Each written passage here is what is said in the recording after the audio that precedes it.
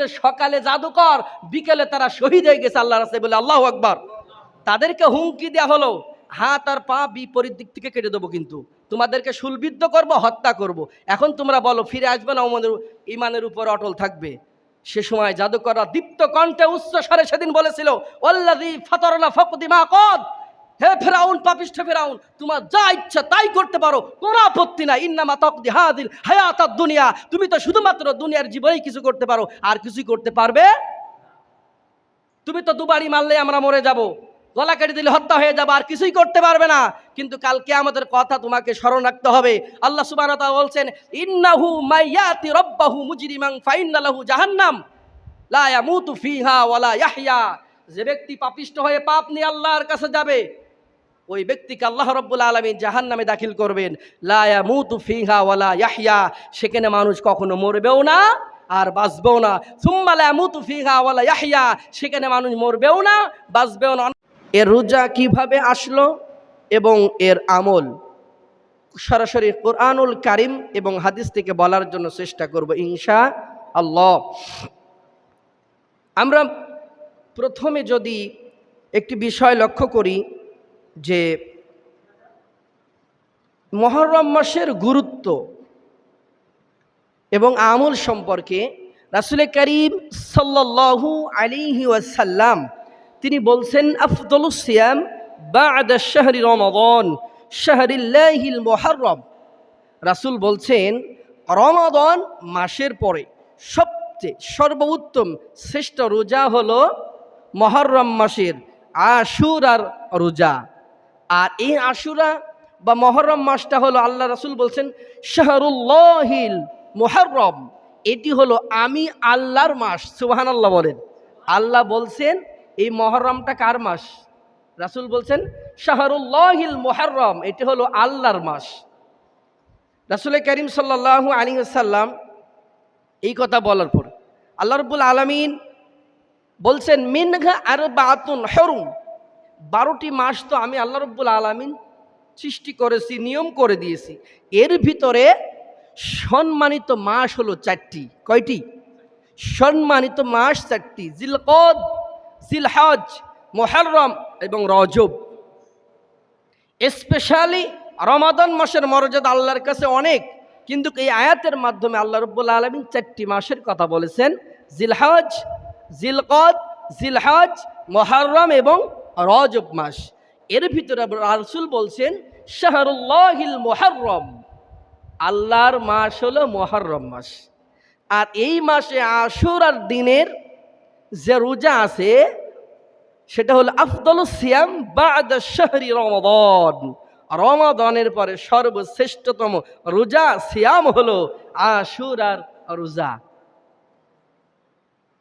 রাসূল করিম সাল্লাল্লাহু আলাইহি ওয়াসাল্লাম তিনি বলছেন, সিয়ামু ইয়াউম আশুরা ইন্নী আহতাসিবু আলাল্লাহ আইয়ুকাফিরাস সানাতাল্লাতী ক্বাবলাহ। কি বলছেন? সিয়ামু ইয়াউম আশুরা, এরপরে বলছেন ইন্নী আহতাসিবু আলাল্লাহ আইয়ুকাফিরাস সানাতাল্লাতী ক্বাবলাহ। আশুরার দিনের রোজার ব্যাপারে আমি রাসূল আল্লাহ সুবহানাহু ওয়া তাআলার কাছে আশা রাখি যে তিনি 1 বছরের পূর্বের গুনাহগুলো তিনি মাফ করে দেবেন, বলি সুবহানাল্লাহ। আমরা জিলহজ মাসের ইয়াউমে আরাফার দিনে রোজার ব্যাপারে হাদিস শুনেছিলাম। সেখানে রাসূল বলেছিলেন ইন্নী আহতাসিবু আলাল্লাহ আইয়ুকাফিরাস সানাতাল্লাতী ক্বাবলাহু বা'দা। যদি কেউ আরাফার দিনে রোজা রাখে, আগের এবং পরের 2 বছরের গুনার কাফারা হবে। সুবহানাল্লাহ। আর আশুরা রোজার ব্যাপারে রাসূল বলছেন আইয়ুকাফিরাস সানাতাল্লাতী ক্বাবলাহ, আমি রাসূল আশা রাখি আল্লাহ সুবহানাহু ওয়া তাআলা আমার যে উম্মতেরা আশুরার দিনে রোজা রাখবে, কোন দিনে? আশুরার দিনে রোজা রাখবে, আমি রাসূল আশা করি আমার আল্লাহ সুবহানাহু ওয়া তাআলা আমার সেই উম্মতের 1 বছর পূর্বের গুনাহগুলো তিনি মাফ করে দেবেন, বলি সুবহানাল্লাহ। এখন এই আশুরার দিনের কয়েকটি গুরুত্বপূর্ণ আমল রয়েছে। হাফসা রাদিয়াল্লাহু তাআলা আনহা তিনি বলেন রাসূল করিম সাল্লাল্লাহু আলাইহি সাল্লাম 4টি আমল কখনো ছেড়ে দিতেন না। কয়টি আমল? 4টি আমল কখনো ছেড়ে দিতেন না। 1 নম্বর হলো সিয়াম ইয়াউমে আশুরা, আশুরার রোজা তিনি কখনো ছেড়ে দিতেন না। 2 নম্বর হলো ইয়াউমে আরাফা, আরাফার দিনের প্রথম জিলহজ মাসের প্রথম যে 9 দিন রোজা রাখতে হয়, এই সিয়ামটা, এই আমলটা কখনো রাসূল ছেড়ে দিতেন না। প্রত্যেক মাসে আইয়ামে 20 বলা হয়, 13, 14, 15, এই 3 দিনের রোজা রাসূল কখনো ছেড়ে দিতেন না। 4 নম্বর হলো ফজর নামাজের সুন্নাত। কোন নামাজের? ফজর, অর্থাৎ ফজরের নামাজের আগে যে 2 রাকাত সুন্নাত আছে, এই সুন্নাতের অনেক গুরুত্ব, আমরা সেদিকে আজকে যাচ্ছি না। এই যে 4টি আমল, আরাফার দিনের, জিলহজ মাসের প্রথম 9 দিনের রোজা, আশুরার রোজা এবং প্রত্যেক মাসে 13, 14, 15 এই 3 দিনের রোজা বা আমল এবং ফজরের নামাজের সুন্নাত, এই 4টি আমল রাসূল কখনো ছেড়ে দিতেন না। এরপর আমরা আসি রাসূল করিম সাল্লাল্লাহু আলাইহি ওয়াসাল্লাম তিরমিজি শরীফের 741 নম্বর হাদিসের ভিতরে আসছে যে এই ইয়াউমা আশুরা, আশুরার দিনে আমাদের কয়েকটি আমল করতে হবে। এই হাদিসের ভিতরে আসছে অন্যতম 2টি আমলের কথা। 1 নম্বর হলো রোজা। 1 নম্বর কি? রোজা। 2 নম্বর হলো রাসূল করিম সাল্লাল্লাহু আলাইহি ওয়াসাল্লামের কাছে এক ব্যক্তি প্রশ্ন করে, ইয়া রাসূলুল্লাহ, রমাদান মাসের পরে আমি কোন রোজাগুলো রাখতে পারি?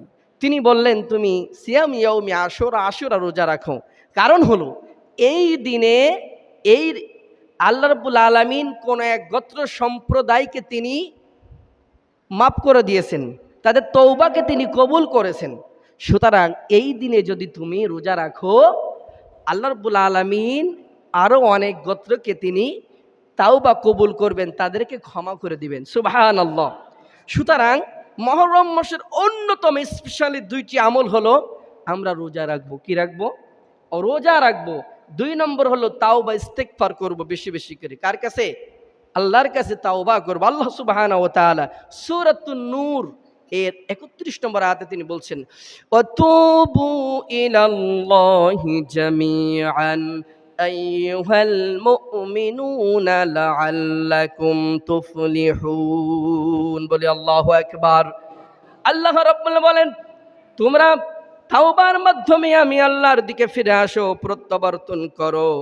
তাহলে হে মুমিরা, তোমরা যদি তাওবার মাধ্যমে তোমরা যদি আমার দিকে রুজু হও, আমার দিকে ফিরে আসো, আইয়ুহাল মুমিনুনা লাআল্লাকুম তুফলিহুন, তাহলে তোমরা সফল কাম হবে। কি হবে? তোমরা সফল কাম হবে। আল্লাহ সুবহানাহু ওয়া তাআলা সূরাতুল হুদ এর 2 নম্বর আয়াতের ভিতরে তিনি বলছেন, ওয়া আনিস্তাগফিরু রাব্বাকুম সুম্মা তুবু ইলাইহি, তোমরা তোমাদের রবের কাছে ক্ষমা চাও, ইস্তেগফার করো, তাওবা করো এবং তোমরা তোমাদের রবের দিকে রুজু হও, ফিরে যাও। একই সূরার ভিতরে 52 নম্বর আয়াত কারিমার ভিতরে আল্লাহ বললেন, ওয়া ইয়া কওমিস ইস্তাগফিরু রাব্বাকুম সুম্মা তুবু ইলাইহি, হে কওম, হে সম্প্রদায়রা, তোমরা তওবা ইস্তেগফারের মাধ্যমে তোমরা তোমাদের রবের দিকে ফিরে যাও, রুজু হয়ে যাও। সূরাতুল জুমারের 54 নম্বর আয়াত কারিমার ভিতরে আল্লাহ তাআলা বলেন, ওয়া আনিবু ইলা রাব্বিকুম ওয়া আসলিমু লাহু মিন ক্বাবল। আল্লাহ সুবহানাহু ওয়া তাআলা বললেন, তোমরা তোমাদের রবের দিকে আত্মসমর্পণকারী হয়ে ফিরে যাও। তোমাদের উপর আমি আল্লাহ সুবহানাহু ওয়া তাআলার পক্ষ থেকে আযাব এবং গজব আসার পূর্বেই তোমরা আত্মসমর্পণকারী হয়ে তোমরা তোমাদের রবের দিকে প্রত্যাবর্তন করো। সূরাতুল তাহরিমের 8 নম্বর আয়াতে আল্লাহ তাআলা বললেন, ইয়া আইয়ুহাল্লাযীনা আমানু তুবু ইলাল্লাহি তাওবাতান নাসুহা। বলে আল্লাহু আকবার। আল্লাহ তাআলা বলে, হে ইমানদারগণেরা, তোমরা তাওবা করো, তাওবায়ে নাসুহা করো, এমন তাওবা করো, ইখলাসের সাথে তাওবা করো। তোমরা যদি সঠিকভাবে আল্লাহর দিকে ফিরে আসো, রুজু হও, তাওবা করতে পারো, তাহলে তোমাদের জন্য আল্লাহ তাআলা বলেন তাওবাতান নাসুহা আসা রাব্বুকুম আইয়ুকাফিরা আনকুম সাইয়্যাতিকুম। তোমরা যে তাওবা করে ফিরে আসো, আমি আল্লাহ সুবহানাহু ওয়া তাআলা তোমাদের জীবনের গুনাহগুলো মাফ করে দেব। সুবহানাল্লাহ। আল্লাহ বলছে তোমাদের গুনাহগুলো কি করব? মাফ করে দেব। ওয়াদখিলাকুম জান্নাতিন তাজরি মিন তাহতিহাল আনহার। তোমাদেরকে এমন একটা জান্নাত দান করব যার নিচে দিয়ে ঝর্ণা ধারা প্রবাহিত থাকবে। নূরুহুম ইয়াসআ বাইনা আইদিহিম ওয়া বিআইমানিহিম। আল্লাহ সুবহানাহু ওয়া তাআলা বলেন তোমাদের নূর সেদিন, নূরগুলো তাদের ডানে আর বামে ছোটাছুটি করবে। কি করবে? যারা তাওবা করবে, আল্লাহ রাব্বুল আলামিন তাওবা করে তারা তাদের জীবনের গুনাহগুলো থেকে নিজেদেরকে পরিশুদ্ধ করে নেবে, পরিবর্তন করে নেবে, ইখলাসের সাথে তাওবা করবে। আল্লাহ বলছেন তাদের গুনাহগুলি আমি মাফ করে দেব। শুধু মাফই করব না, তাদেরকে জান্নাত দেব। আল্লাহ রাব্বুল আলামিন কিয়ামতের ময়দানে নবী এবং ঈমানদারদেরকে লাঞ্ছিত করবেন না। আল্লাহ রাব্বুল আলামিন কিয়ামতের ময়দানে ঈমানদার এবং নবীদের ডানে আর সামনে নূর ছুটাছুটি করবে। সেদিন এই ঈমানদার বান্দারা আল্লাহর কাছে বলবে, রব্বানা আতমিম লানা নূরানা ওয়াগফির লানা। হে আমাদের রব, আমাদের নূরকে আমাদের জন্য পূর্ণ করে দেন আর আমাদেরকে ক্ষমা করে দেন। বলে আল্লাহু আকবার। তাহলে এই আশুরার দিনের জন্য আমরা স্পেশালি দুইটি আমল পেলাম। এক নম্বর আমল হলো আমাদেরকে রোজা রাখতে হবে। কি রাখতে হবে? রোজা। দুই নম্বরে হলো তওবা। তাওবা ইস্তিগফারের মাধ্যমে আল্লাহ রাব্বুল আলামিনের কাছে আমাদের জীবনের কৃতকর্ম গুনাহের জন্য আল্লাহর কাছে তওবা ইস্তিগফার করে ফিরে আসতে হবে। তাহলে এই সিয়ামু ইয়াউমে আশুরা, মুহররম মাসের গুরুত্ব, তাৎপর্য, এর শিক্ষা আমরা অর্জন করতে পারবো। এরপরে আরো দুইটি আমল করতে হবে। সেটি হলো আল্লাহ রাব্বুল আলামিন বলছেন ফালা তাযলিমু ফীহিন্না আনফুসাকুম। এই মুহররম মাসে আমি আল্লাহ রাব্বুল আলামিন সম্মানিত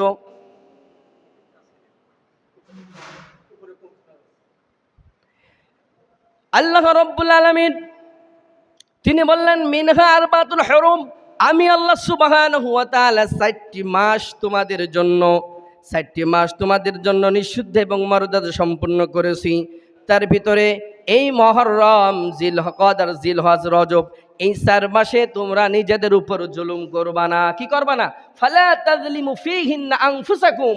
এই 4 মাসে তোমরা নিজেদের উপর জুলুম করবা না। কথা কার? আল্লাহ রাব্বুল আলামিন সূরা তাওবার 36 নম্বর আয়াতের ভিতর বলছেন আমরা যেন নিজেদের উপর জুলুম না করি। তার মানে এই মুহররম মাসে স্পেশালি কয়েকটি আমলের ভিতর 1 নম্বর হলো রোজা রাখা, 2 নম্বর হলো তওবা ইস্তিগফার করে আমাদেরকে ফিরে আসতে হবে, 3 নম্বর হলো আমাদেরকে নিজেদের উপর জুলুম করা থেকে আমাদেরকে ফিরে আসতে হবে, 4 নম্বর বেশি বেশি নেক আমল, সেটা যেই হোক না কেন, যে আমলই হোক না কেন, কোরআন তেলাওয়াত হতে পারে, সুবহানাল্লাহ আলহামদুলিল্লাহ হতে পারে, আরও বেশি রোজা রাখতে পারেন, দান সাদাকা করতে পারেন। এক কথায় বেশি বেশি নেক আমল করা, তাওবা ইস্তিগফার করা, রোজা রাখা এবং নিজের উপর জুলুম করা যাবে না। এই 4টি আমল আমরা বেশি বেশি করে করব। এখন এই যে সিয়ামু ইয়াউমে আশুরা, এই আশুরা রোজা রমাদানের রোজার পূর্বে এটি আমাদের উপর ফরজ ছিল।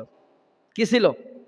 রমাদানের রোজার বিধান নাজিল হওয়ার আগে যত মুসলমান পৃথিবীতে ছিল তাদের উপর আশুরার দিনে রোজা রাখা কি ছিল?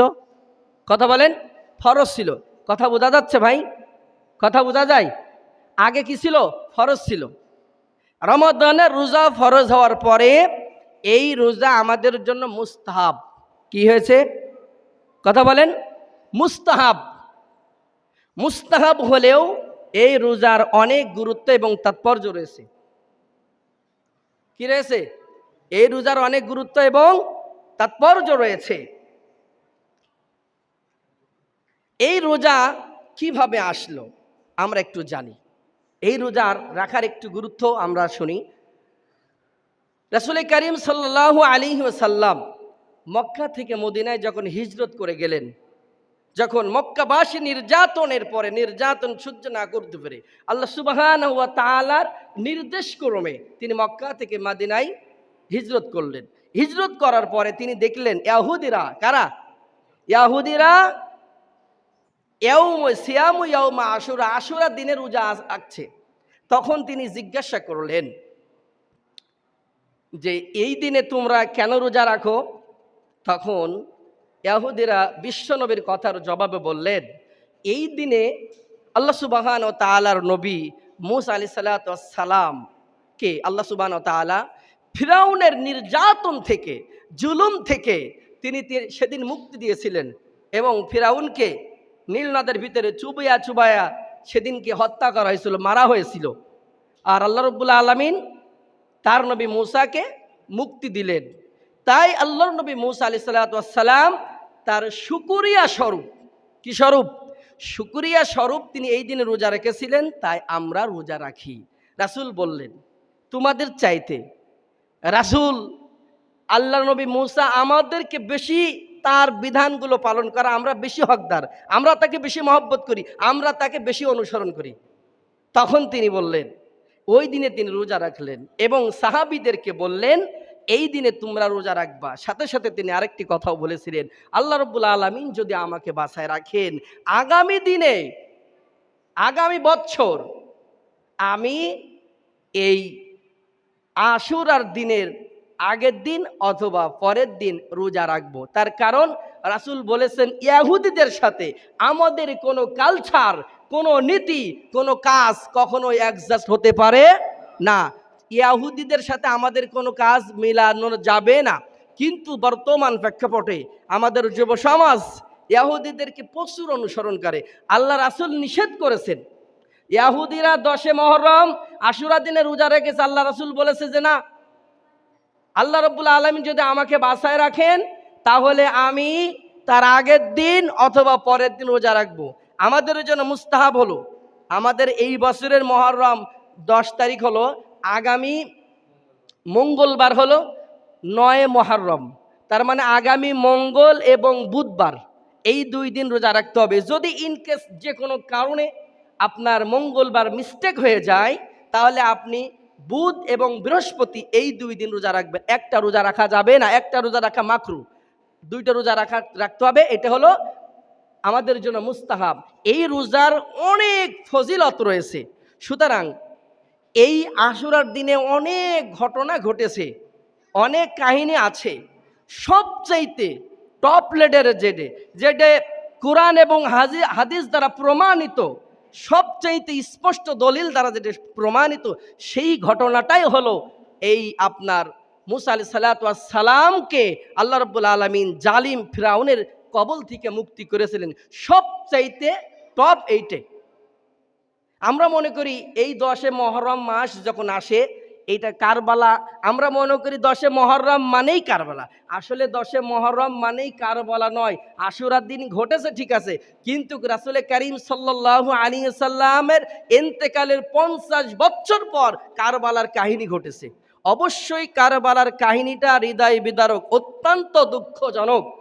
কিন্তু এটা আমরা মুহররম মাস আসলেই আমাদের দেশে এক শ্রেণীর মানুষ যারা মাতম করে, বিলাপ করে, জামা ছিঁড়ে ফেলে, বিভিন্ন জিনিসদের শরীরে আঘাত করে, কান্নাকাটি করে, শোক দিবস পালন করে। মুহররম মাস শোক দিবসের মাস নয়, মুহররম মাস হলো আপনার কৃতজ্ঞতার মাস, শুকরিয়া আদায় করার মাস, এটা খুশির মাস। বলি সুবহানাল্লাহ।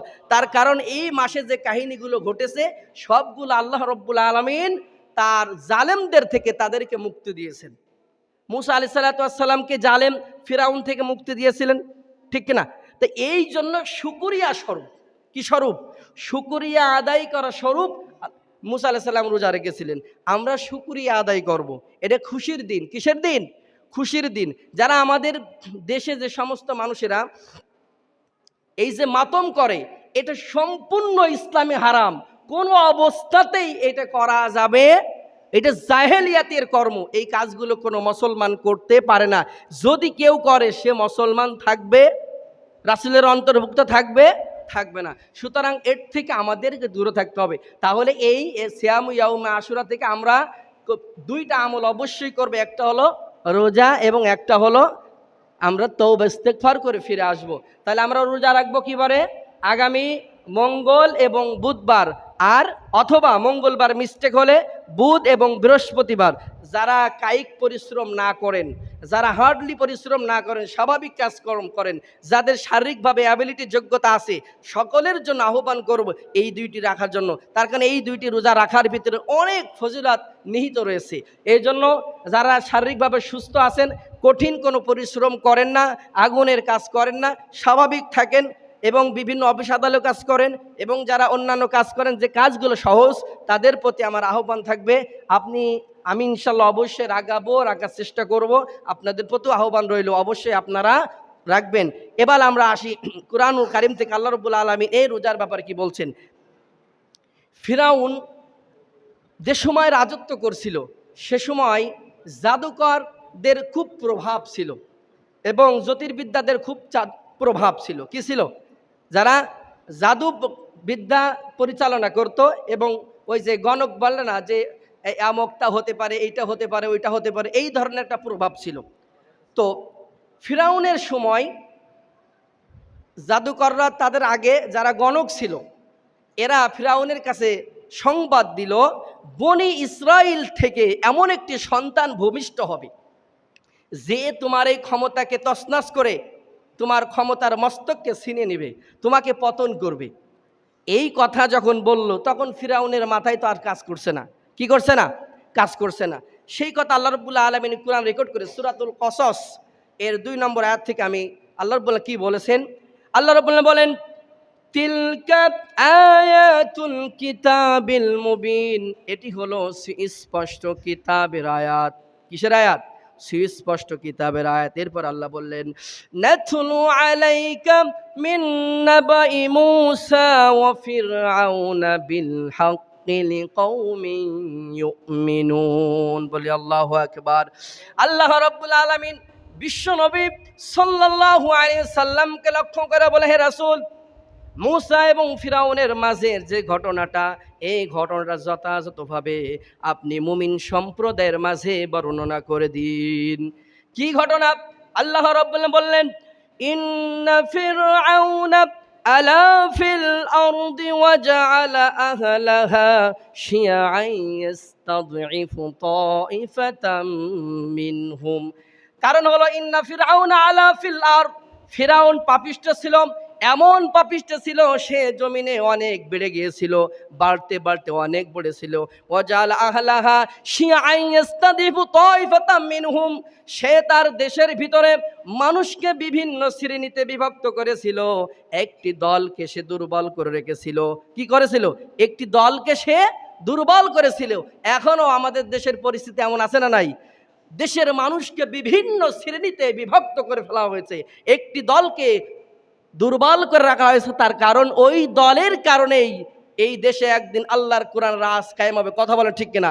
এই জন্য এক শ্রেণীর গোষ্ঠী একটা দলকে ভয় পায়, যার কারণে সেই দলের মানুষগুলোকে দুর্বল করে সুতোয় নাতায় যেভাবেই হোক খলে ঢুকানোর চেষ্টা করছে কিনা বলেন? সে সময় ফিরাউন করেছিল, এখনো ফিরাউনের উত্তরসূরিরা বাংলাদেশে আছে না নাই? কথা বলেন আছে না নাই? আল্লাহ তাআলা বললেন, তারা আর কি করেছে? ইউযাব্বিহু আবনাআহুম ওয়া ইস্তাহয়ী নিসাআহুম, আর তারা পুত্র সন্তানগুলো হত্যা করেছে আর মেয়েগুলোকে জীবিত রেখে দিয়েছে। তার কারণ ওই যে গণকেরা বলেছে, এমন একজন বনি ইসরাইল থেকে এমন একজন সন্তান ভূমিষ্ঠ হবে যে তোমার ক্ষমতাকে ছিনাই নেবে। এই জন্য যখনই কোনো পুত্র সন্তান জন্মগ্রহণ করত, সাথে সাথে তাকে হত্যা করা হতো, আর মেয়ে সন্তান তাদেরকে জীবিত রাখা হতো। এরপর আল্লাহ তাআলা বলছেন, ইন্নাহু কানা মিনাল মুফসিদিন, নিশ্চয় সে ছিল পৃথিবীতে বিপর্যয় সৃষ্টিকারীদের একজন। এরপরে আল্লাহ রাব্বুল আলামিন পরে আয়াতে বললেন, ওয়া নুরিদু আন্নামুন্না আলাল্লাযীনা ইসতুদঈফু ফিল আরদি ওয়া নাজআলাহুম আইম্মাতাও ওয়া নাজআলাহুমুল ওয়ারিসিন। ফিরাউন যখন হত্যার মাতালে মেতে গিয়েছে, ঠিক সেই সময় আমি আল্লাহ সুবহানাহু ওয়া তাআলা ওয়া নুরিদু আন নামুন্না আলাল্লাযিনা ইসতুদিফু, আমি আল্লাহ ইচ্ছা পোষণ করলাম যাদেরকে দুর্বল করে রাখা হয়েছে তাদের প্রতি আমি অনুগ্রহ করব, তাদেরকে ওই দেশের নেতৃত্ব দান করব। ওয়ানাজালাহুমুল ওয়ারিসিন, আর আমি তাদেরকে ওই দেশের উত্তরাধিকারী বানাবো। বলি আল্লাহু আকবার। আল্লাহ বললেন ফিরাউন তো হত্যায় মেতে উঠেছেন, জুলুম নির্যাতনের সর্বোচ্চ শিখরে পৌঁছে গেছে, আমি সেই সময় ইচ্ছা পোষণ করলাম যাদেরকে দুর্বল করে রাখা হয়েছে তাদেরকে আমি তাদের প্রতি অনুগ্রহ করব, তাদেরকে নেতৃত্বের আসনে বসাবো এবং তাদেরকে আমি এই জমিনের অধিকারী তাদেরকে বানাতে বলে আল্লাহু আকবার। এরপর আল্লাহ তাআলা বললেন ওয়ানুমাক্কিনা লাহুম ফিল আরদ, এবং আমি আল্লাহ রাব্বুল আলামিন তাদেরকে জমিনে প্রতিষ্ঠিত করতে চাই। ওয়ানুমাক্কিনা লাহুম ফিল আরদ, তাদের প্রতি অনুগ্রহ করব, নেতৃত্ব দিব, ওই দেশের অধিকারী ওয়ারিস বানাই দেব এবং তাদেরকে ওই দেশে আমি আল্লাহ তাআলা প্রতিষ্ঠিত করে দেব। কি করব? ওই দেশে আমি আল্লাহ তাআলা তাদেরকে প্রতিষ্ঠিত করে দেব। এরপর আল্লাহ তাআলা বলেন وَنُرِيَ فِرْعَوْنَ وَهَامَانَ وَجُنُودَهُمَا مِنْهُمْ مَا كَانُوا يَحْذَرُونَ। বলি আল্লাহু আকবার। আল্লাহ রাব্বুল বলেন যে কারণে ফিরাউন, হামান আর তার বাহিনীরা দুর্বল বনি ইসরাইলের প্রতি আশঙ্কা করত, যে কারণে আশঙ্কা করত আমি তাদেরকে সেটা দেখাতে চাই। আল্লাহ কি বললেন? যে কারণে ফিরাউন, হামান আর তার বাহিনী বনি ইসরাইলকে দুর্বল করে রেখেছিল, আমি সেটা দেখাতে চাই। কি চাই? আমি সেটা দেখাতে চাই। কিভাবে দেখাতে চাই? আল্লাহ বললেন ওয়াআউহাইনা ইলা উম্মি মূসা আন আরদিহি, আল্লাহ সুবহানাহু ওয়া তাআলা বললেন আমি আমার মুসার মায়ের কাছে ওহী পাঠালাম, ওই পাঠিয়ে বললাম তুমি তাকে দুধ পান করাও, আর যদি ভয় পাও তাহলে তুমি নদীতে ভাসায় দাও। আল্লাহ কি বললেন? আল্লাহ মুসা আলাইহিস সালামের মার কাছে ওহী পাঠালেন, ওই পাঠিয়ে বললেন এই সন্তানকে তুমি দুধ পান করাও, যদি তুমি ভয় পাও নদীতে ভাসায় দাও, টেনশন করো না, ভয় করো না, আমি আবার তোমার কাছে তোমার সন্তানকে ফিরে দেবো। বলি আল্লাহু আকবার। মুসা আলাইহিস সালামের স্বাভাবিক তো মহিলাদের গর্ভে যখন সন্তান আসে তখন পেটটা কি হয়? একটু আকারে বড় হয়ে যায়। কিন্তু মুসা আলাইহিস সালাম যখন মায়ের গর্ভে আসলেন, আল্লাহ রাব্বুল আলামিন মায়ের পেটকে স্বাভাবিক রেখে দিলেন, পেটটা উঁচু করে দিলেন না। যখন ভূমিষ্ঠ হলো তখন তিনি ভয় পেয়ে গেলেন, এই তো পুত্র সন্তান। তখন তিনি ভয় পেয়ে যাওয়ার পর আল্লাহ রাব্বুল আলামিন ওহী পাঠালেন। তাই আল্লাহ তো জানছেন যে আমার বান্দির মনে মনে কি হচ্ছে। আল্লাহ ওহী পাঠায় বললেন ভয় করো না, তুমি দুধ পান করাও, যদি দুধ পান করাতে ভয় পাও তাহলে তুমি নদীতে ছেড়ে দাও। কি করে দাও? প্রত্যেকটা কথা কোরআন আল্লাহ বলে স্পষ্ট করে বলছেন যে তুমি নদীতে ছেড়ে দাও, ভয় করো না, দুশ্চিন্তা করো না, তোমার কাছেই তোমার সন্তানকে আবার ফিরিয়ে দেব। তিনি ভয় পেয়ে গেলেন, যাওয়ার পর একটা বাক্সর ভিতরে করে কলিজার টুকরো সন্তানকে ভাসায় দিলেন। ভাসতে ভাসতে আল্লাহ রাব্বুল আলামিন কৌশল বুঝা বড় দায়, তিনি ফিরাউন আর আসিয়া এক জায়গায় বসে ঘাটে গল্প করছে, সেদিকেই খেয়ে ওই বাক্সকে আল্লাহ রাব্বুল আলামিন ঘুরায় দিলেন। তারা কাঠ দেখে তারা সেটার কাছে নিয়ে আসলো, ওদিকে ফুটফুটে সন্তান। কি সন্তান? ফুটফুটে সন্তান। আল্লাহ রাব্বুল আলামিনের সাথে সাথে মার কাছে ওহী করেছিলেন, তার মা মুসা আলাইহিস সালামের বোনকে পাঠাই দিলেন যে তুমি এর পাশ দিয়ে যাও, এই কোল দিয়ে যাও, কোথায় যে থামে কে তুলে দেয়। তারপর যখন আসিয়া এবং ফিরাউন তুলে নিল, আসিয়া আর ফিরাউন তুলে নিল, এরপরে সে কারুর স্তনের দুধ পান করে না, কান্নাকাটি করছে। বোন তো সাথে সাথে চলে গেছে, সে বলছে আমি একজনের তথ্য দিতে পারি, খবর দিতে পারি, তার দুধ সে পান করবে। আল্লাহর কৌশল দেখেন, তিনি তথ্য দিলেন, মুসা আলাইহিস সালামের মাকে খবর দেওয়া হলো, তিনি আসলেন, তিনি তার কোলে যে কান্না চুবে গেলেন, দুধ পান করা শুরু করলেন। বলে সুবহানাল্লাহ, যে শত্রু তার ঘরে তাকে লালিত পালিত করছেন আল্লাহ সুবহানাহু ওয়া তাআলা। অনেক কাহিনী, সময় অল্প, এবার আমি সংক্ষেপে আপনাদেরকে কাছে নিয়ে আসছি কাহিনীটা। এরপরে আল্লাহ সুবহানাহু ওয়া তাআলা সূরা তাহার ভিতরে বলছেন, যখন ফিরাউনকে মুসা আলাইহিস সালামকে আল্লাহ রাব্বুল আলামিন এইভাবে তার ঘরে লালিত পালিত করলেন, বড় করলেন, এক পর্যায়ে মুসা আলাইহিস সালামকে আল্লাহ রাব্বুল আলামিন ওহী করলেন, এবার তুমি ফিরাউনের কাছে চলে যাও। কার কাছে? ফিরাউনের কাছে চলে যাও, যে আমার দাওয়াত দাও। কি দাও? আমি আল্লাহর একত্ববাদের ঘোষণা তার কাছে দিয়ে দাও। অনেক কথোপকথন হলো, অনেক প্রত্যেকটা কথা আল্লাহ কোরআনে বলেছেন। মুসা আলাইহিস সালামের মতন এত বিস্তারিত অন্য কোনো নবীর ব্যাপারে ধারাবাহিকভাবে আলোচনা করে না। ইউসুফ আলাইহিস সালাম এবং মুসা আলাইহিস সালামের ব্যাপারে সবচেয়ে বেশি ধারাবাহিকভাবে আল্লাহ কোরআনে আলোচনা করেছেন। কথোপকথন হলো, দাওয়াত দিল। সর্বশেষ যখন আর ফিরাউন পেরে দিল না, তখন বলছে যে তোমরা তো জাদুকর, তাহলে এই জাদু দেখানো হবে, এই জাদুর ময়দানে যারা সফলতা অর্জন করবে তারাই হবে বিজয়। তখন মুসা আলাইহিস সালামকে বলা হলো, তাহলে আপনি একটা দিন নির্দিষ্ট করুন। সেই সময় একটা মেলা হতো, সেই মেলায় ওই এলাকার প্রত্যেকটা মানুষ সেখানে উপস্থিত হতো। মুসা আলাইহিস সালাম সেই দিনটিকেই নির্দিষ্ট করলেন। নির্দিষ্ট করার পরে সকলেই সমবেত হয়ে সেই ময়দানে হাজির হলো। তাফসিরে মতান্তর আসছে যে সেখানে জাদুকররা ছিল 70,000, কেউ বলছেন 30, কেউ বলছেন 40, কেউ বলছেন 15। বেশিরভাগই মতান্তর 70,000, ধরে নিলাম 70,000 জাদুকররা এক জায়গায় আর আল্লাহর নবী মূসা এক জায়গায়। এবার সবাই যখন সমবেত হয়ে গেল তখন ফিরাউন বলছে ফাজমিউ কাইদাকুম সুম্মা তুসাফফা। এবার বলছেন তোমরা সবাই তোমাদের কৌশলকে একত্র করো এবং সারিবদ্ধভাবে তোমরা হাজির হয়ে যাও। এরপরে তিনি বলছেন অকদ আফলাহাল ইয়াউমা মানিস্তাআলা, আজকে যারা বিজয় হবে সেই হবে সফলকাম।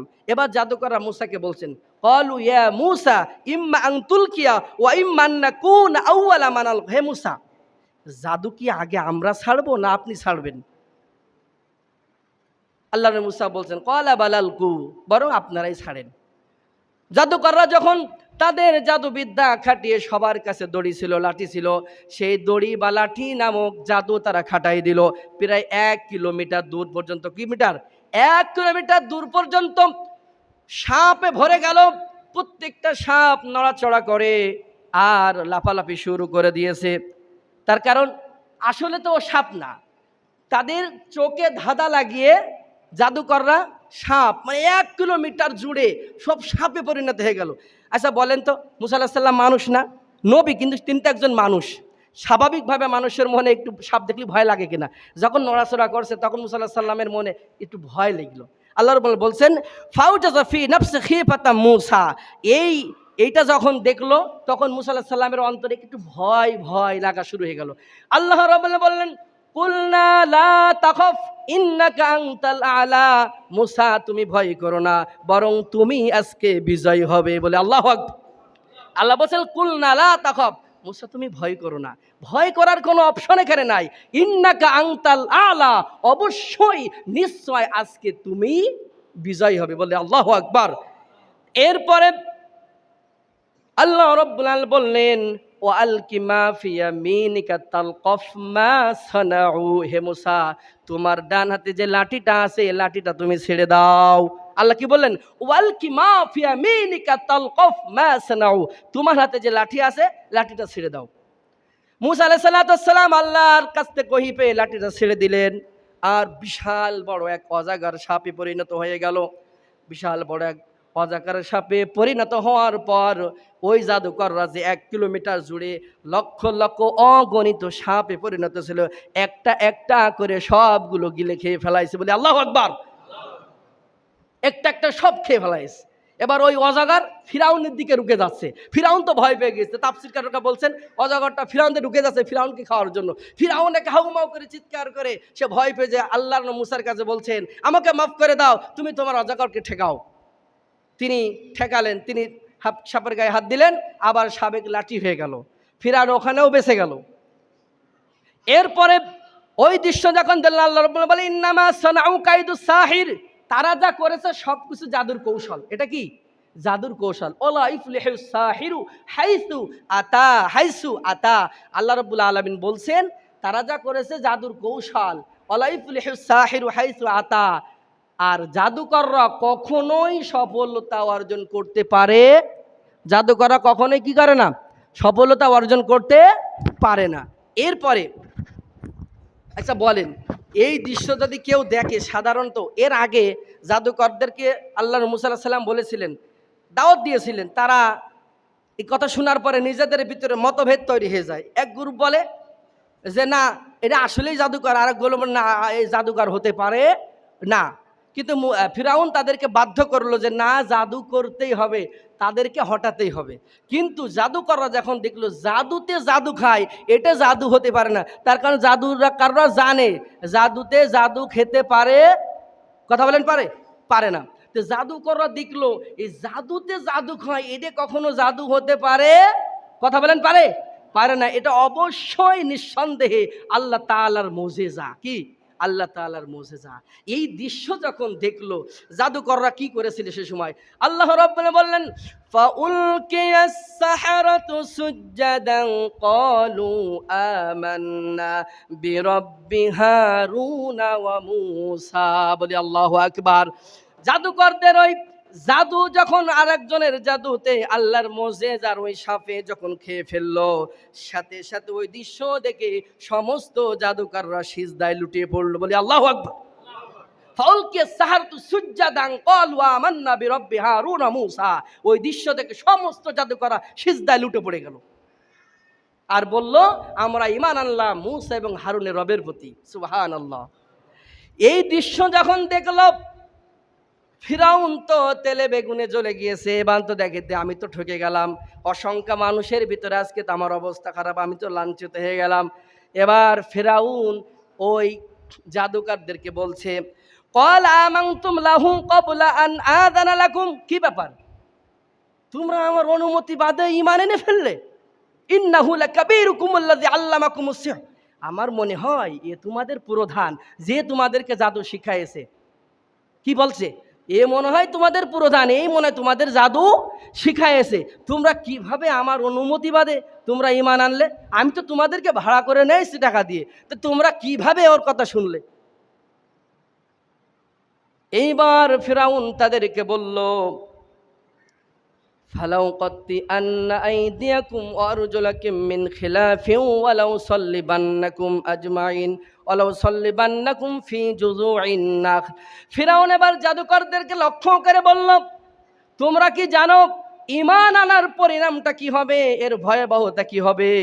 যেমন ঈমান এনেছিলেন বিলাল রাদিয়াল্লাহু তাআলা আনহু, ঈমান আনার কারণে খাব্বাব, তারপরে ইয়াসির, সুমাইয়া রাদিয়াল্লাহু তাআলা ঈমান আনার কারণে তাদেরকে যে দুঃখ কষ্ট করতে হয়েছে। ফিরাউন জাদুকরদেরকে বলল তোমরা কি জানো ঈমান যে এনেছো এর পরিণামটা কি হবে জানো তোমরা? ফালাউ কত্তি আন্না আইদিয়াকুম ওয়া আরজুলাকুম মিন খিলাফিন ওয়ালাউ সাল্লিবান্নাকুম ফি জুযুইন নাখল। এর পরিণাম হলো তোমাদের ডান হাত আর ডান পা বিপরীত দিক থেকে তোমাদের হাত আর পা কেটে দেবো। কি দেবো? হাত আর পা কেটে দেবো। তোমাদেরকে খেজুর বিকাশে শুলবিদ্ধ করব, তোমাদেরকে হত্যা করব। তোমরা জানো এর পরিণামটা কি? এই জন্য আল্লাহ কুরআনে বলছে আলাইসাল্লাহু বিকাফিন আবদা। আল্লাহর বান্দার জন্য আল্লাহই যথেষ্ট। আল্লাহ বলছেন আমি কি আমার বান্দার জন্য যথেষ্ট নয়? ওয়ায়ুখাউইফুনাকা বিল্লাযিনা মিন দুনি। কিন্তু এক শ্রেণীর মানুষ আছে যারা আল্লাহর পরিবর্তে অন্যদের ভয় দেখায়। কিন্তু যারা একবার আল্লাহকে ভয় করে তারা পৃথিবীর কোনো পরাশক্তিকার ভয় করে? কথা বলেন, করে? করে না। ঈমান আনার কারণে আমরা তো ওই যে মুসলমান সূত্রে ইসলামে আমরা মুসলিম পরিবারে ইসলাম ধর্মে জন্মগ্রহণ করেছি, সেই সূত্রে আমরা মুসলমান।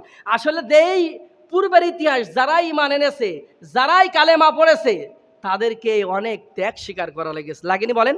অনেক ত্যাগ স্বীকার করা লাগে। জাদুকররা ছিল সকালে জাদুকর, বিকেলে তারা শহীদ হয়ে গেছে আল্লাহর রাস্তায়। বলে আল্লাহু আকবার। তাদেরকে হুমকি দেওয়া হলো হাত আর পা বিপরীত দিক থেকে কেটে দেবো, কিন্তু তোমাদেরকে শুলবিদ্ধ করব, হত্যা করব। এখন তোমরা বলো ফিরে আসবে না আমাদের ঈমানের উপর অটল থাকবে? সে সময় জাদুকররা দীপ্ত কণ্ঠে উচ্চ স্বরে সেদিন বলেছিল ওয়াল্লাযী ফাতারানা ফাকদি মা কদ। হে ফিরাউন, পাপিষ্ঠ ফিরাউন, তোমার যা ইচ্ছা তাই করতে পারো, কোনো আপত্তি নাই। ইন্নামা তাকদি হাযিল হায়াতাদ দুনিয়া। তুমি তো শুধুমাত্র দুনিয়ার জীবনেই কিছু করতে পারো, আর কিছুই করতে পারবে? তুমি তো দুবারই মারলে আমরা মরে যাব, গলা কেটে দিলে হত্যা হয়ে যাবে, আর কিছুই করতে পারবে না। কিন্তু কাল কিয়ামতের কথা তোমাকে স্মরণ রাখতে হবে। আল্লাহ সুবহানাহু ওয়া তাআলা বলছেন ইন্নাহু মাইয়াতি রাব্বাহু মুজরিমান ফাইন্না লাহু জাহান্নাম লা ইয়ামুতু ফিহা ওয়ালা ইয়াহইয়া। যে ব্যক্তি পাপিষ্ঠ হয়ে পাপ নিয়ে আল্লাহর কাছে যাবে, ওই ব্যক্তিকে আল্লাহ রাব্বুল আলামিন জাহান্নামে দাখিল করবেন। লা ইয়ামুতু ফিহা ওয়ালা ইয়াহইয়া। সেখানে মানুষ কখনো মরবেও না আর বাঁচবেও না। সুম্মা লা ইয়ামুতু ফিহা ওয়ালা ইয়াহইয়া। সেখানে মানুষ মরবেও না, বাঁচবেও না, অনন্তকাল সেখানে তোমাকে শাস্তি ভোগ করতে হবে। কিন্তু তুমি যদি আমাদেরকে এখন মারো, এখনই তো মারা যাব, এরপরে তুমি কিছুই করতে পারবে না। কিন্তু মনে রাখবা, মৃত্যুর পরে পাপিষ্ঠ হয়ে আল্লাহর কাছে যদি যাও, জবাব দিতে হবে, তোমার আর সেখানে মৃত্যু হবে না। সুতরাং পাপিষ্ঠ হয়ে আল্লাহর কাছে যাওয়ার কোনো সুযোগ আছে? নাই। একটু দেরি হয়ে যাচ্ছে, আমি 2 মিনিটে শেষ করে দেব, আপনি একটু কষ্ট নিয়েন আজকের জন্য। এরপরে আরও অনেক কোরআনুল কারিমে অনেক আয়াত আছে এই ব্যাপারেই। সর্বশেষ যে কথাটি বলছি, এরপরে যখন জাদুকরদের অনেক জাদুকরকে সে হত্যা করে ফেললো, কি করলো? জাদুকর তো হত্যা করলো, তারা নিহত হলো, শহীদ হয়ে গেল, কিন্তু তারা পিছপা হয়। আর আমরা কি করি? 500 টাকার জন্য, একটা চাকরির জন্য, 10,000 টাকার জন্য, এক কাপ চায়ের বিনিময়ে ইমানকে বিক্রি দিই। কথা বলে ঠিক না? এই মুসলমান ইমান এই এত সহজে আল্লাহর জান্নাতে যাওয়া যাবে না। আল্লাহ এই জন্য বলছেন, আহাসিবান নাস আইয়াতুরাকু আইয়াকুলু আমান্না ওয়া হুম লা ইফতানুন। তোমরা মনে করেছো ইমান এনেছে কথা বললেই তোমাদেরকে ছেড়ে দেব? এত গুড়া শের না, এত সহজেই তোমাদেরকে ছেড়ে দেব না। পূর্বের ইতিহাসে যারা ইমান এনেছে তাদেরকে ইমানের পরীক্ষা দেওয়া লেগেছে, আজও যারা ইমান আনবে তাদেরকেও ইমানের পরীক্ষা দেওয়া লাগবে। ইমান আনেছি এ কথা বললেই তোমাদেরকে ছেড়ে দেওয়া হবে? অবশ্যই তোমাদেরকে পরীক্ষা করা হবে। ওই পরীক্ষায় উত্তীর্ণ হওয়ার পরেই আমার আল্লাহর জান্নাতে যেতে পারবে। মুসা আলাইহিস সালামের সাথে এত অনেক কাহিনী ঘটে গেল। সর্বশেষ যখন আর পেরে দিল না, জুলুমের নির্যাতনের সীমা পেরিয়ে যাচ্ছে, এইভাবে লোকদেরকে ধরছে, ইমান আনবি, ইমান ছাড়বি না মৃত্যুবরণ করবি। এই নির্যাতন জুলুম যখন শেষ হয়ে গেল, আল্লাহ ওহী করলেন, মুসা তুমি তোমার বাহিনী নিয়ে তুমি চলে যাও। যখন বাহিনী নিয়ে আল্লাহ রাব্বুল আলামিন নির্দেশে চলে গেলেন, মুসা ফিরাউন তার পিছনে তাড়া করলো। কি করলো? সূরা শুআরায় বলছে, ফালাম্মা তারা আল জামআনি ক্বালা আসহাবু মুসা ইন্না লামুদরাকুন। যখন উভয় দল, যারা মুসা আগে এসলো, ফিরাউন পিছনে তাড়া করলো। তাড়া করার পরে যখন ফিরাউনের দল মুসার দল দেখলো যে আমাদেরকে ফিরাউনের দল পিছন থেকে তাড়া করছে, ইন্না লামুদরাকুন। মুসা আলাইহিস সালামের সাহাবীরা আল্লাহর নবী মুসার কাছে বলল, হে আল্লাহর নবী মুসা, আমরা তো ধরা খেয়ে গেলাম। তার কারণ লক্ষ লক্ষ সব অস্ত্র শস্ত্র সুসজ্জিত, আমাদের কাছে তো কিছুই নাই, সামনে বিশাল নদী, পিছনে বিশাল ফিরাউনের বাহিনী। হে আল্লাহর নবী, আমরা তো ধরা খেয়ে গেলাম। আল্লাহর নবী মুসা একজন যিনি নেতৃত্ব দেবেন, যিনি শাসক হবেন, নেতা হবেন, তার গুণ বৈশিষ্ট্য কেমন থাকা দরকার? আল্লাহ নবী মুসা বললেন, ক্বালা কাল্লা, কখনো নয়, ইন্না মাইয়া রব্বি সায়াহদিন। বলে আল্লাহু আকবার। যিনি নেতা হবেন, নেতৃত্ব দিবেন, তার ভিতরে কনফিডেন্স, আত্মবিশ্বাস এবং দৃঢ় সাহসিকতা থাকা লাগবে। তার নেতৃত্ব দেওয়ার অধিকার তার থাকে না। তিনি তাদেরকে সাহস দিলেন, কখনো নয়, ইন্না মাইয়া, নিশ্চয় আমাদের সাথে আছে রব্বি সায়াহদিন, আমাদের রব আমাদের সাথে আছে, অবশ্যই এই মুহূর্তেই তিনি আমাদের জন্য একটা রাস্তা বের করে দেন। বলি আল্লাহু আকবার। আল্লাহর নবী কথা বলার সাথে সাথে আল্লাহ রাব্বুল আলামিন ওহী পাঠালেন, হে আমার মুসা, তুমি তোমার হাতের লাঠি দিয়ে তুমি সাগরে আঘাত করো।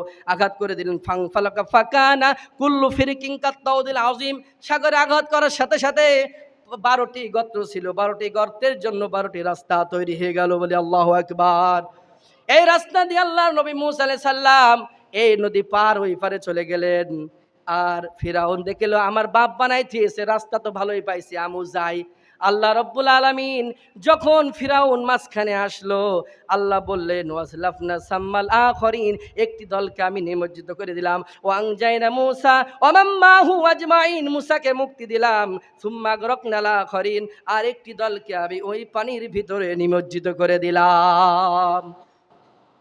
আল্লাহ রাব্বুল আলামিন ফিরাউনকে এইভাবে ডুবিয়ে চুবায়ে নির্মমভাবে পৃথিবী থেকে বিদায় করে দিলেন। এখানে আরো কাহিনী আছে, আমরা পরবর্তী বলবো, যেহেতু সময় শেষ। আল্লাহ সুবহানাহু ওয়া তাআলা আমাকে আপনাকে যে কথাগুলো বলার তৌফিক দিলেন, আমরা এর থেকে শিক্ষা নিই। আমরা গত জুমায় বলেছিলাম, আমরা যদি এখানে এসে যদি সুর খুঁজি বা অন্য আদার্স দেখি তাহলে কিছু পাবো না। জুমা থেকে আমাদের মূল দেখতে হবে যে কি কথা বলছে, সেখান থেকে আমাদের